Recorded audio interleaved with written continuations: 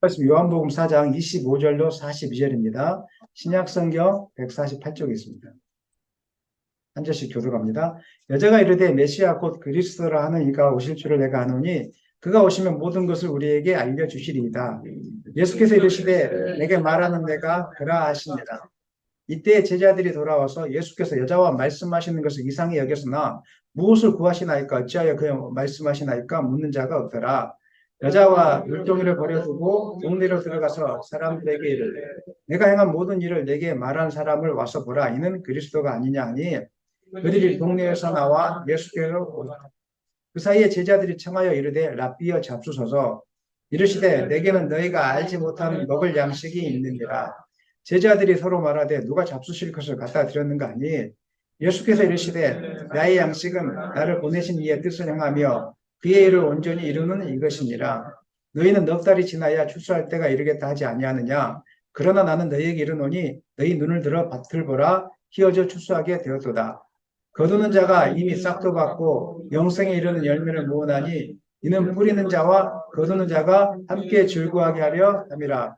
그런즉 한 사람이 심고 다른 사람이 거둔다 하는 말이 옳도다. 내가 너희로 노력하지 아니하는 것을 거두러 보내었노니 다른 사람들은 노력하였고 너희는 그들이 노력한 것에 참여하였느니라. 여자의 말이 내가 행한 모든 것을 그가 내게 말하였다 증언하므로 그 동네 중에 많은 사마리아인이 예수를 믿는지라. 사마리아인들이 예수께 와서 자기들과 함께 유하시기를 청하니 거기서 이틀을 유하시매 예수의 말씀으로 말미암아 믿는 자가 더욱 많아 다 같이 그 여자에게 말하되 이제 우리가 믿는 것은 내 말로 인함이 아니니 이는 우리가 친히 듣고 그가 참으로 세상의 구주신 줄 알리라 하였더라. 아멘. 하나님 말씀 제목 다 같이 읽겠습니다. 눈을 들어 같이 봐. 지난 시간에 우리가 사마리아 여인과 예수님과의 대화를 통해서 하나님이 지금 예배자를 찾고 계신다. 이 본문에 대해서 우리가 말씀을 나눴습니다. 우리는 예배를 많이 드리고 있는데 우리가 드려지는 예배 중에 하나님이 받지 않은 예배가 많다는 뜻입니다. 많은 사람들이 오늘 주일날 모여서 각각의 교회에서 예배를 드릴 터인데 그 예배 중에 하나님이 받으시는 예배가 있고 받지 않는 예배가 있습니다. 어떤 예배를 받지 않으십니까? 인간 중심의 예배. 우리는 예배를 예배 시간에 은혜 받았다 이런 이야기를 할 때 내가 감동을 받았다. 이게 이제 내가 예배를 잘 드렸다 이렇게 생각하는데 주님은 그것이 아니라고 이야기하고 있습니다. 여러분들이 예배 시간에 눈물을 흘리고 감동을 많이 받았는데 그 감동과 눈물이 은혜의 진리의 말씀에 주는 깨달음이 아니라면은 그것은 거짓된 감동이라는 것입니다. 예를 들면 저는 이제 노래를 그렇게 막 좋아하거나 많이 부르지는 않지만은 가요도 듣다 보면 나이가 드니까 그런지 모르겠는데 옛날 그 가요를 듣다 보면 눈물이 나올 때가 있어요. 뭐 사양살이 뭐 이런 노래들 있잖아요. 하다 보면 눈물이 막 나오거든요. 눈물을 흘리고 나면은 우리가 은혜를 받은 것입니까? 안 그렇지 않습니까? 그리고 때로는 또 감동적인 이야기를 들을 때가 있습니다. 누가 막 이렇게 힘들게 살았던 이야기들 하면은 또 그 이야기가 내 이야기 같아가지고 눈물을 흘릴 때가 있는데 우리는 은혜를 받았다는 표현을 쓰지만은 오늘 하나님이 받으신 예배 안에서 은혜는 그런 은혜가 아니라는 것입니다. 그거는 진리의 말씀이 깨닫기 위해서 진리를 우리를 인도하는 예배가 그 삶이 아니기 때문에 하나님 기뻐하는 예배가 아니라는 것입니다. 하나님 기뻐하는 예배는 정말 진리의 말씀을 깨달았느냐. 내가 진리의 말씀을 깨닫고 살기로 작정했느냐. 이게 바로 하나님이 기뻐하는 예배입니다. 두 번째는 또 성령 안에 인도되는 예배. 성령 안에 인도되는 예배란 뭐 성령 충만한 예배라고 많이 생각하는데 그런 개념보다는 우리가 하나님을 찾고자 하는 간절함으로 하나님이 아니면 안 됩니다. 나는 하나님이 필요합니다. 그리고 하나님을 경외하는 마음으로 나가는 이 예배. 이게 바로 성령에 인도되는 예배가 되는 것입니다. 오늘 여러분들이 이렇게 진리 안에서 성령 안에서 예배하심으로 우리 예배가 어떤 예배가 아니라 하나님이 받으시는 그런 예배가 되었으면 좋겠고 여러분 한 사람 한 사람이 그런 하나님이 찾으시는 예배자가 될 수 있기를 예수님의 이름으로 간절히 축원합니다. 예배의 실패는요, 삶의 실패가 됩니다. 예배 시간에 하나님을 만나지 못하고 진리를 깨닫지 못하면 또 세상의 가치관을 쫓아갈 게 아니에요. 주일날도 보세요. 오늘 세상의 가치관을 쫓아가면 어떻게 되겠습니까? 또 놀러 가고 유흥을 하러 가지 않겠습니까? 그러면 일주일 동안 어떻게 살 거예요? 위로부터 주시는 능력을 공급받아야 일주일 동안의 험한 세상에서 이길 수가 있단 말이에요. 여러분 밥 안 먹고 살 수 있습니까? 밥 안 먹으면 살지 못합니다. 밥을 먹어야 아침에 든든하게 먹어야 하루를 일을 잘 할 수 있는 것입니다. 오늘 주일날 주님을 만나서 하나님이 주시는 양식을 공급받아야 일주일 동안 험한 세상에서 우리가 이기며 살 수 있는 것이지. 오늘 이렇게 그냥 시간을 허비해버리고 하나님 만나지 못하면 일주일 동안 삶이 괴로워집니다. 자꾸 헛된 생각이 찾아오고 악한 사람들이 잘 되는 거 보면서 막 분노가 치밀어 올라오고 내 인생은 왜 이 모양이냐 원망하게 되어지고 우리 아이들 하는 행동 보면서 그냥 또 다시 마음에 그냥 고통이 찾아와가지고 무너진다니까요. 그래서 여러분 예배가 중요한 것입니다. 예배에 목숨 거십시다. 예배는 절대 포기해서 될 것이 아닙니다. 누가 1억을 준다 해도 절대 예배와 포기하지 마십시오. 나는 10억, 100억 안 받아도 좋으니까 나는 오늘 주님을 만나러 가겠습니다. 나는 오늘 주님을 예배하러 가겠습니다. 이런 고백이 있을 때 여러분 승리하는 삶을 살게 될 거라고 믿습니다. 참된 예배자가 되십시오. 이제 주님께서 이렇게 말씀하고 나니까 여자가 이 말씀이 이해가 되지 않았던 것 같습니다. 이게 도대체 무슨 말인가? 이게 이해가 잘 안 됐던 것 같습니다. 그래서 여자가 이런 이야기를 하죠. 25절 읽겠습니다. 여자가 이르되 메시아 곧 그리스도라 하는 이가 오실 줄을 내가 아노니 그가 오시면 모든 것을 우리에게 알려주시리이다. 여자가 대단한 게 구약시대 때 예언을 알고 있었던 것 같습니다.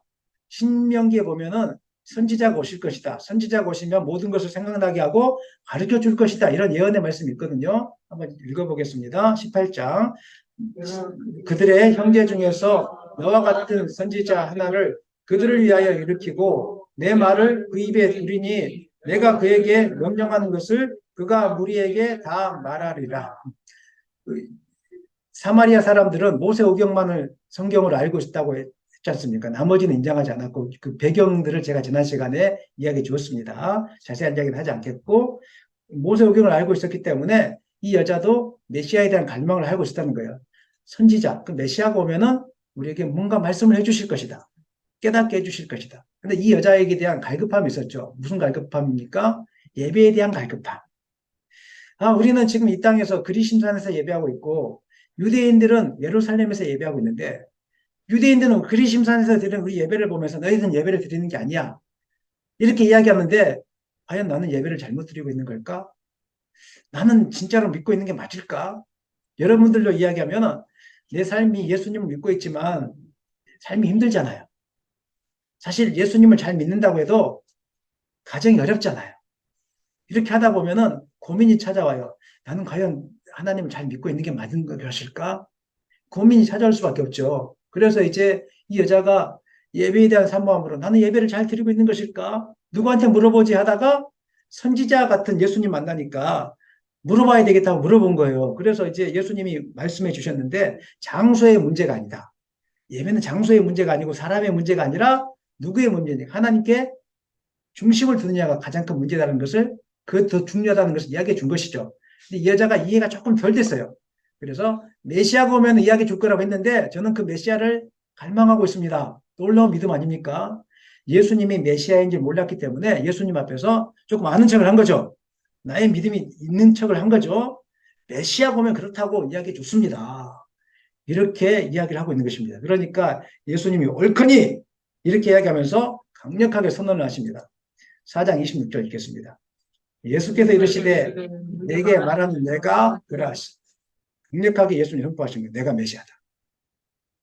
지금까지 여인은 우물가에서 만났을 때는 유대의 남자구나 이렇게 생각했어요. 유대인 남자구나. 그런데 이야기를 하는 과정 가운데 자기의 삶을 다 알고 있단 말이에요.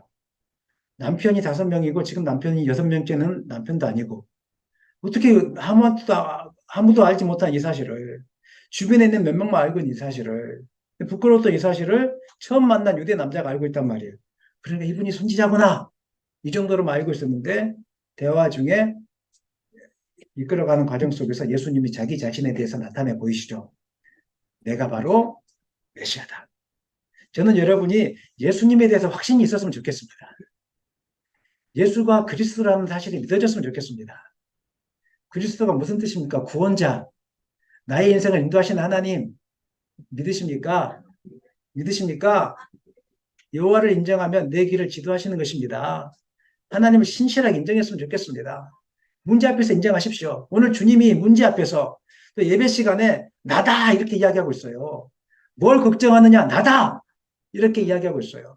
너희는 누구에게 예배하느냐? 무엇을 갈망하느냐? 나다. 나에게 예배하라. 나를 바라봐라. 그러면 내가 생수를 부어줄 것이다. 세상이 주는 물을 마시는 자는 계속 목마르겠지만 나가 메시아가 주는 내 그리스도가 주는 물을 마시는 자는 영원히 목마르지 않을 것이다. 오늘 여러분 인생에 문제가 많은 것은 그리스도를 인정하지 않기 때문에 그런 것이죠. 자꾸 내 생각을 쫓아서 살기 때문에 사람 눈치 보면서 사람 비유 맞춰주면서 살려고 하기 때문에 예수님은 복음을 전할 때 여인에게 비유를 맞춰주지 않았어요. 물론 서서히 하다가 마지막에 내가 메시아일까 말까 이렇게 하지 않은 거예요. 강력하게 선포했어요. 나다! 오늘 여러분들이 그런 용기, 확신이 있었으면 좋겠습니다. 예수님 믿는데 확신 없이 믿지 않았으면 좋겠습니다. 확신하다니까. 나는 비록 내 삶이 좀 뭐가 나 있고 내 삶이 남들보다 조금 부족하지만 그래서 내가 믿는 예수는 분명하다. 내 이 예수 믿고 나면은 영원히 목마르지 않은 생수를 내가 소유하게 된다. 난 죽으나 사나 예수만 따라갈 것이다. 아멘이시죠? 아멘. 특정한 목사님을 쫓아가지 마십시오.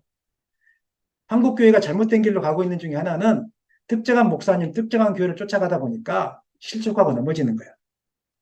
목사님이 여러분에게 구원을 주지 않습니다. 어떤 특정한 교회가 여러분에게 구원을 주지 않아요. 나다! 예수님이 여러분에게 구원을 주시는 것입니다. 예수님만 쫓아가기를 소망합니다. 오늘 그 이야기를 지금 하고 있는 것입니다. 그러니까 이 여자가 이제 깜짝 놀랐죠. 아마 깜짝 놀랐을 거예요. 이 남자가 유대인 선지자 이 정도인 줄 알았는데 메시아라고 하니까 이제 깜짝 놀란 거예요. 마음이 요동하다가 진짜라고 이제 믿었던 것 같습니다. 그래서 이 여자가 물동이를 버려두고 이제 나가게 되는 것입니다. 우리 28절로 30절 읽겠습니다. 여자가 물동이를 버려두고 동네로 들어가서 사람들에게 이르되 내가 행한 모든 일을 내게 말하는 사람을 와서 보라. 이는 그리스도가 아니냐 하니 그들이 동네에서 나와 예수께로 오더라. 사마리아 여인이 예수님과 이야기하고 나다가 예수님이 누구인 걸 알고 나서 물동이를 버려두고 갔습니다. 예수님을 만나기 전에 이 여인에게 가장 중요했던 것은 물을 길는 것이었어요. 그 물은 생명수와 같은 것이었기 때문에 원래 해질 무렵에 보통 물을 길러 나오거든요. 낮은 더우니까. 근데 이 여자가 물이 생명수니까 사람 만나기 부끄러우니까 대낮에 나왔어요. 그리고 나서 이제 예수님 만나고 난 다음에 메시아다 이렇게 이야기하니까 물동이가 중요한 게 아니에요. 그 눈에 들어왔다는 것은 동네 사람이 중요했어요. 나도 예배가 참된 예배인지 아닌지를 모르고 예배했었는데 보니까 자기처럼 똑같이 사는 그 동네 사람들이 눈에 보여지기 시작한 거예요. 이 동네 사람들에게 가서 내가 만난 이 예수님을 소개해줘야 되겠다. 이렇게 하면서 물동이를 버려두고 동네 사람들에게 달려가서 내가 만난 예수님을 증거하기 시작한 거예요. 어떻게 증거했습니까? 아니, 뭐 예수님은 메시아다 이렇게 한 것은 아니고요. 내가 유대인 남자를 만났는데 이 유대인 남자를 난 유대인 남자인 줄 알았는데 이분이 나 사정을 다 알고 있더라. 그리고 이분이 자기가 메시아라고 한다. 근데 보니까 맞는 것 같더라. 나는 정확하게 설명 못하지만 와서 뭐라고 이야기한 거예요. 이 여자가 전도하게 된 거예요. 사랑하는 여러분, 저는 여러분의 삶의 목적이 완전히 달라지기를 소망합니다. 진짜로 예수 믿는 사람, 구원의 선물을 받은 사람은요, 이 땅에 목숨 걸지 않습니다. 이 땅의 것들, 여러분 뭐 아는 것들 채우려고 해보십시오. 안 채워집니다.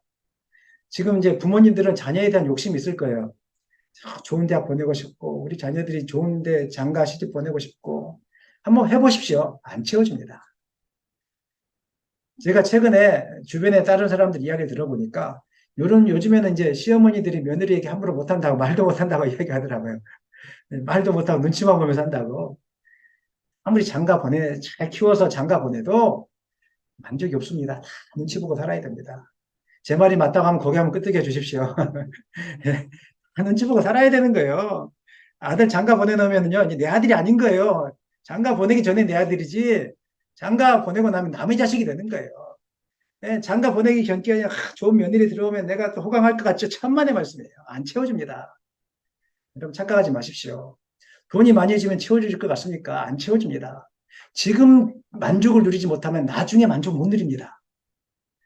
나는 하나님과 지금 만족 누리는 것보다 그냥 나중에 누리겠습니다. 그런 거 없습니다. 오늘 하나님 만나시길 원합니다. 오늘 하나님 경험하시길 원합니다. 예배 시간에 지금 만족을 누려야 내일도 만족을 누릴 수 있는 것이고 모레도 만족을 누릴 수 있는 거예요. 세상의 헛된 것, 물도 나오지 않는 걸 파봤자 아무 소용 없어요. 성경은 자꾸 그 이야기를 하고 있는데 하나님을 인정하지 않는 사람들이 세상에 돌아가면 뭐라고 이야기합니까? 우리 마음을 막 흥분하게 하는 말들을 많이 해요. 너 주식 안 해? 막 이런 거 있잖아요. 돈, 아파트 투자 안 해? 노후 대책 없어? 막 이렇게 이야기하잖아요. 그러면 갑자기요, 하나님만 보면서 살려고 했다가 갑자기 그 말을 듣는 순간에 머리가 돌아가기 시작해요. 아, 내가 지금 잘못 살고 있는 것인가? 옆에 분에게 축복하시죠. 잘 살고 있습니다. 잘 살고 있습니다. 네. 흔들리지 마세요. 네. 자꾸 이렇게 흔들리다 보면은 나중에 아무것도 남지 않습니다. 전문가라는 사람들이 보니까 유튜브에 뭐 경제 투자 전문가 이런 이야기 저런 이야기 넘쳐나요. 그 이야기 듣지 마십시오. 여러분은 여러분의 인생이 있어요. 아멘이시죠? 네. 여러분은 그 사람과 인생의 길이 달라요. 성공한 사람은 성공했던 그 길이 있었는데 그건 자기가 잘해서 한 것이 아니라 시대를 잘 만났던 것이고 세상 말로 운 좋게 뭔가 기회를 얻었던 것이죠. 우리 말로는 하나님이 그 길을 인도해 주셨던 것이죠. 우리는 모두 다 똑같은 길을 갈 수 없습니다. 어떤 사람은 돈을 많이 버는 축복을, 많이 얻는 축복을 가진 사람들이 있어요. 여러분이 그런 분들이 되기를 원합니다. 어떤 사람들은 그 돈을 사용해서 선교지에 가야 될 사람들이 있어요. 또 여러분들 중에 그런 분들이 있기를 원합니다.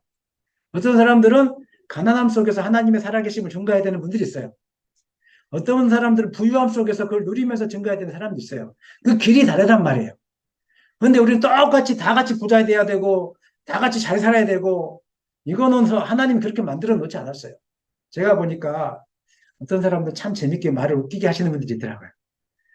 그런데 사람들은 뭐라고 이야기하냐면 그 사람들 철없다고 이야기해요. 아니 어떻게 그렇게 평가합니까? 제가 말씀드리겠습니다. 철없는 사람이 많아질수록 이 땅 사람은 행복해집니다. 진짜예요. 인생을 행복하게 사는 비결은 철없이 사는 거예요. 그냥 애기처럼 그냥 웃고 막 그냥 걱정 안 하고 막 이렇게 하는 거지. 우리는 어느 순간에 철이 많이 들기 시작하면서 무거워졌어요. 인생이 재미가 없어져요. 세상에 어느 순간부터 철이 들어라 이렇게 하면서 재미없게 사는 사람들이 좋은 사람이라고 이야기해요. 그렇게 살지 마십시오. 재밌는 사람, 철없는 사람도 있어야 되고요. 좀 무거운 사람도 있어야 되고 다 같이 섞어져야 재미가 있지 않겠습니까? 여러분 아멘이시죠? 네. 길이 다른데 왜 똑같은 목적을 가지고 가시냐 이 말입니다. 그래서 전문가들 말 듣지 마시고 참조만 하시고 제일 중요한 것은 성경 말씀을 참조하십시오. 성경 말씀이 진리입니다. 성경 말씀에 빗대서 나의 삶을 돌아보십시오. 부자들 욕심내지 마시고 나보다 10배 앞길 간 사람 욕심내지 마시고 성경 말씀에서 하나님 나에게 뭐라고 하시는지를 한번 보십시오. 그걸 깨닫고 난 다음에 삶에 적용하십시오. 그리고 10발자국 가려고 하지 마시고 한 발자국만 가십시오. 그러면 정말 기쁜 삶, 목마르지 않는 생수를 마시는 삶을 살게 될 거라 저는 믿습니다. 그렇게 되기를 간절히 축원합니다. 여인이 예수님을 동네 사람에게 전하니까 이 동네 사람들이 예수님께로 몰려오기 시작했습니다. 예수님은 식사도 못하고 아마 계속 복음을 증거했던 것 같습니다. 근데 제자들의 관심이 다른 데 있었어요. 31절로 33절 읽어보겠습니다. 그 사이에 제자들이 청하여 이르되 랍비여 잡수소서 이르시되 내게는 너희가 알지 못하는 먹을 양식이 있느니라. 제자들이 서로 말하되 누가 잡수실 것을 갖다 드렸는가 하니 예수님이 열심히 복음을 전하고 있으니까 사람들이 많이 몰려오니까 전하고 있는데 제자들은 걱정이 됐던 것 같죠. 식사 좀 해야 되지 않겠습니까? 제가 이 말씀 묵상하니까 제자들이 배가 고팠던 것 같아요. 배가 고파서 이제 시장 가서 음식을 사왔는데 이게 먹어야 되는데 생각해 보십시오. 그 이제 가정 교육을 이제 받은 우리 자녀들은 엄마 아빠가 식사를 숟가락을 뜨기 전까지는 안 먹지 않습니까? 우리 보니까 우리 아이들도 제가 주일날 점심 이렇게 김밥 하나 먹기 전까지는 안 먹더라고요. 하는데 제자들도 예수님이 빨리 먹어야 자기들도 먹을 텐데 김밥을 사왔는데 안 먹으니까 얼마나 먹고 싶었겠어요. 이러니까 이제 예수님 잠깐 멈추시고 와서 밥을 먹으라고 좋은 말로 한 것이죠. 근데 관심이 이제 그곳에 있었다는 것이죠. 그런데 예수님은 다른 말씀 하십니다. 다른 말씀 하시는데 우리 34절 말씀 읽겠습니다. 예수께서 이르시되 나의 양식은 나를 보내신 이의 뜻을 행하며 그의 일을 온전히 이루는 것이다. 예수님 가끔씩 이렇게 동문서답으로 가르쳐 주십니다. 좀 이해하지 못할 말들도 이게 좀 가르쳐 주시는데 밥을 먹으라고 이야기하는데 예수님이 나의 양식은 뭐라고 이야기합니까? 나의 보내신 이의 뜻을 행하며 그 일을 완전히 이루는 것이다. 이렇게 이야기하고 있습니다. 영적인 이야기를, 영의 양식을 이야기해 주고 있는 거예요. 사실은 육의 양식도 중요한데 영의 양식이 충만해지면 육의 양식을 덜 먹어도 기분이 좋아지고 마음의 만족이 넘치게 되어 있어요. 예수님이 말씀하신 영의 양식이 무엇입니까? 하나님의 뜻이 무엇입니까? 요한복음 6장에서 분명하게 나타내 보여주고 있습니다. 38절에서 40절 읽겠습니다. 내가 하늘에서 내려온 것은 내 뜻을 행하려 함이 아니요 나를 보내신 이의 뜻을 행하려 함이니라. 나를 보내신 이의 뜻은 내게 주신 자 중에 내가 하나도 잃어버리지 아니하고 마지막 날에 다시 살리는 이것이니라. 내 아버지의 뜻은 아들을 보고 믿는 자마다 영생을 얻는 이것이니 마지막 날에 내가 이를 다시 살리리라 하시니라. 예수님께서 하늘에서 이 땅에 내려온 이유는 한 가지입니다. 죽어가는 영혼들을 살리기 위함입니다. 영적인 눈을 열어서 한번 세상을 한번 보십시오. 여러분들이 부러워하는 그 정치인들, 부러워하는 그 사람, 어떻게 보면 사탄에게 매여 있는 사람일 가능성들이 많습니다. 여러분들은 여러분이 못났다고 생각할 수 있고, 내가 가진 형편이 아무것도 아니라고 생각할 수 있지만, 여러분들 천국의 부활을 가지고 있는 사람들입니다. 이 눈이 열리면 우리가 세상 것 때문에 불안하지 않습니다. 내가 지금 환경이 좋지 않다고 우리가 원망하지 않습니다. 영적인 눈을 보시기를 바랍니다. 가장 우리가 추구해야 될 영의 양식이 있는데 그것은 영혼을 살리는 것입니다. 세상에서 마음에 기쁜 일이 생기면 육신이 좀 부족할지라도 살아내지더라고요. 어렸을 적에 제가 공부를 잘해서가 아니라 우연히 찍기를 잘해가지고 상을 타왔어요. 옛날 우승상 같은 게 있었지 않습니까? 다음에는요, 저는 가만히 길을 걷고 가는 줄 알았는데 제가 춤을 추면서 갔는가 봐요. 예, 펄쩍펄쩍 뛰면서 갔는가 봐요. 그러니까 동네 사람이 저를 보더니 왜 이렇게 춤을 추고 다니냐고 이렇게 한 적이 제가 기억이 나요. 너무 저 상을 뭐 우승상도 타고 그다음에 모범상도 타고 이렇게 하다 보니까 저 혼자서 막 신이 나갖고 펄쩍펄쩍 가는 거예요. 안 먹어도 배가 불러요. 어른들이 이야기하잖아요. 안 먹어도 배가 부르다고. 언제 안 먹어도 배가 부릅니까? 자녀들이 잘 살아줄 때. 예? 자녀들이 그냥 믿음 생활 잘하게 될 때. 알아서 그냥 이렇게 부모님 잘 섬기고 부모의 관심은 그거지 않습니까? 자녀들이 행복하게 잘 살아주는 거. 이건데 이럴 때는 뭘 안 먹어도 배가 불러요. 그런데 자녀들이 명절날 인삼을 갖다 주고 돈 막 100만 원 용돈을 갖다 줄지라도 자녀들이 맨날 싸우고 있고 예배도 안 드리고 있고 이러면 속이 터져가지고 이게 100만 원 아무 소용이 없는 거예요. 우리의 만족이라는 것은요, 물질에 있지 않습니다. 여러분 아멘이시죠? 우리의 만족은 거기서 나지 않아요. 우리의 만족은 영혼의 만족이 돼야 되는 거예요. 오늘 우리 아이들도 지금 막 불평이 나는 아이들이 있어요. 부모님에게 불평이 나고, 그 다음에 또 학교에서 불평이 있고, 원인을 다 다른 데로 찾아요. 엄마가 뭘 안 해줘서 그랬다는 거예요. 아니라니까요. 엄마가 뭘 안 해줘서 그런 게 아니라, 내가 영혼의 양식을 먹지 못해서, 영혼의 양식을 먹지 못해서 내가 지금 부족함을 느끼고 있으니까 모든 게 불만이에요. 그냥 모든 게 불만입니다. 우리가 먹어야 될 영의 양식은 영혼의 양식인 줄 믿으시기 바랍니다. 말씀의 양식이 중요하고 더불어서 우리의 관심이 영혼을 살리는 데 나아가는 거예요. 어떤 분이 이렇게 이야기하셨어요. 여러분 삶이 우울하십니까? 그러면 전도지를 가지고 한 사람에게 전도를 해보십시오.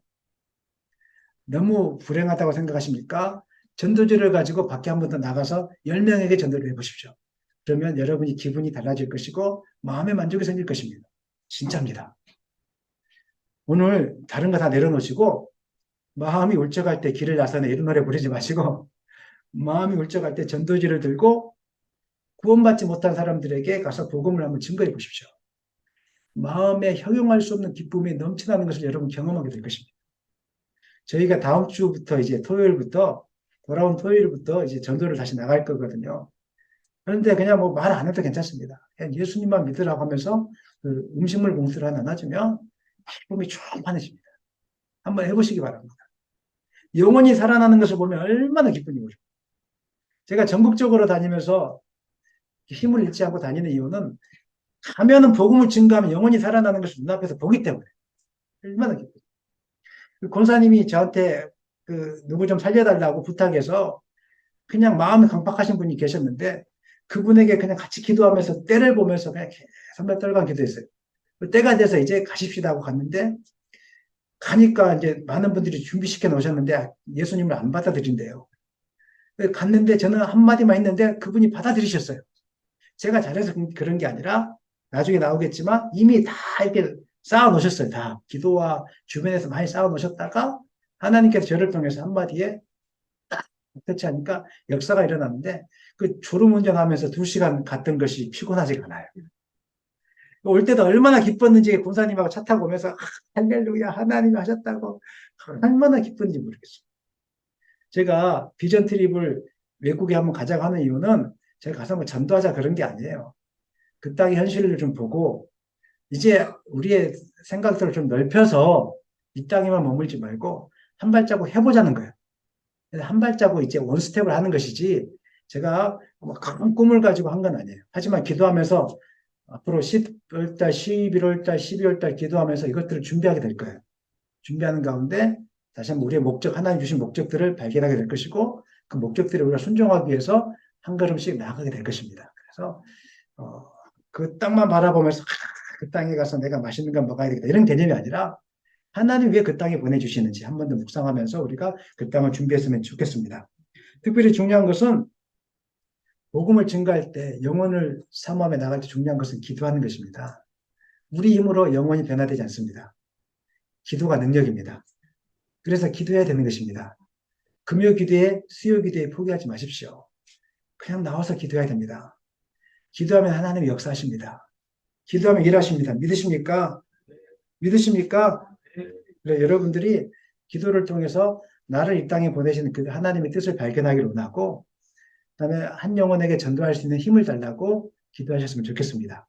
언젠가는 반드시 역사하게 될 줄로 믿습니다. 영의 양식에 대해서 말씀하신 예수님은 조금 더 적극적으로 이야기하는데 바로 지금이 추수할 때다 이렇게 이야기하십니다. 35절 읽겠습니다. 너희는 넉 달이 지나야 추수할 때가 이르겠다 하지 아니하느냐. 그러나 나는 너희에게 이르노니 너희 눈을 들어 밭을 보라. 휘어져 추수하게 되었다는 말은 곡식이 무르익었다는 뜻입니다. 곡식이 무르익어서 추수하게 되었다 이렇게 이야기한다는 것입니다. 너희는 넉 달이 지나야 추수할 때가 되었다. 그 이스라엘 땅은 아마 2모작, 3모작 이렇게 하는 것 같습니다.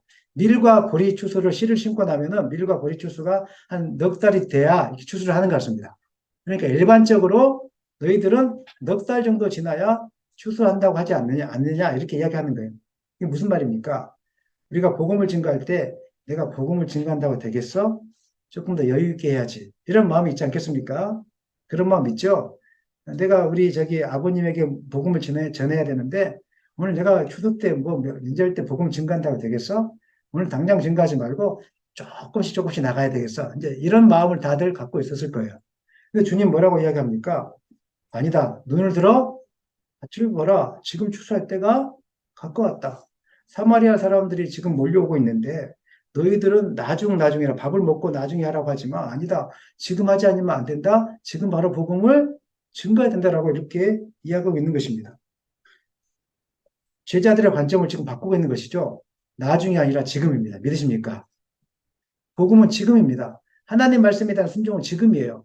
나중에 차차 하겠지라고 생각하면 물론 그것도 지혜의 방법일 수 있겠지만 저기 선교지 중동이나 이슬람권에서는 지금 그럴 수 있겠지만 하나님이 우리 시대 오늘 이 땅에서는 나중이 아닙니다. 바로 지금입니다. 아멘입니까? 여러분 가족들에게 주신 말씀 바로 지금이에요. 겁먹지 마세요. 선포하세요. 두려워하지 마세요. 이 길이 진짜다. 가자. 와서 보라. 은빛교회 와 보라. 이렇게 선포하셔야 돼요. 나머지는 하나님이 책임져 주시는 거예요. 왜 여러분이 그분의 구원의 문제까지 책임지려고 하세요? 그렇게 책임지지 마세요. 하나님이 그냥 선포하라고 했으니까 믿든지 안 믿든지 그냥 선포하세요. 한번 저를 따라 하시죠. 와서 보라. 예수님을 꼭 믿으셔야 됩니다. 선포하세요. 그러면 하나님이 바로 역사하시는 것입니다. 육신의 생각에 머물러만 있으면 나중이라는 생각에만 사로잡혀 있으면 아무것도 이루지 못하는 것입니다. 영적인 눈을 열면 지금이라고 보여지게 될 것입니다. 저는 여러분들이 신앙의 문제에 있어서도 타협하지 않았으면 좋겠습니다. 나중에 서서히 타협하면서 이렇게 하지 아니 신앙의 문제 앞에서는 타협이 없어요. 그냥 바로 죽든지 살든지 둘 중에 하나 아니겠습니까? 예수님이 사마리아 여인에게 나중에 내가 메시아인 것을 가르쳐 주겠어 이렇게 하지 않았어요.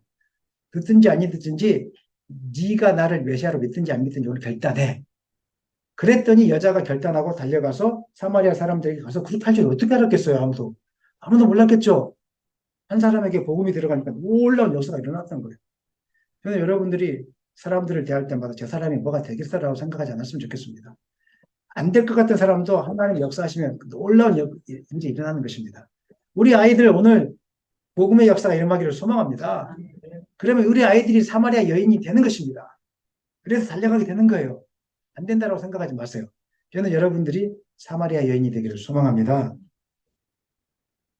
추수한 일은 내가 능력이 있어서 되는 것이 아니에요. 오랜 전부터 그 추수를 할 수 있도록 사람들이 씨를 뿌려왔고 갖고 왔기 때문에 되는 것이지 내가 능력이 있어서 되는 것이 아니라는 것을 요한복음 4장 36절 이하에서 해주고 있습니다. 읽겠습니다. 거두는 자가 이미 싹도 받고 영생에 이르는 열매를 모으나니 이는 뿌리는 자와 거두는 자가 함께 즐거워하게 하려 함이라. 그러한즉 한 사람이 심고 다른 사람이 거둔다 하는 말이 옳도다. 내가 너희로 노력하지 아니한 것을 거두러 보내었느니 다른 사람들은 노력하였고 너희는 그들이 노력한 것에 참여하였느니라. 사마리아 땅 수가성 사람들이 고난과 힘든 삶 속에서도 메시아를 소망하며 영접할 수 있었던 것은 그들이 오래전부터 증거했던 그들에게 복음을 증거했던 선지자들이 있었기 때문입니다. 선지자들이 듣든지 아니 듣든지 메시아에 대해서 가르쳐 주었고 하나님 말씀에 대해서 가르쳐 주었습니다. 근데 그때는 멸시했죠. 핍박을 했죠. 하지만 때가 참에 이제 예수님이 오셔서 복음을 증거하니까 사마리아 사람들이 복음을 받게 된 것입니다. 여러분들이 복음을 듣게 된 것도 어느 날 갑자기 어떤 능력 있는 사람이 나타나서 복음을 듣게 된 것이 아닙니다. 누군가가 계속 싸워왔기 때문에.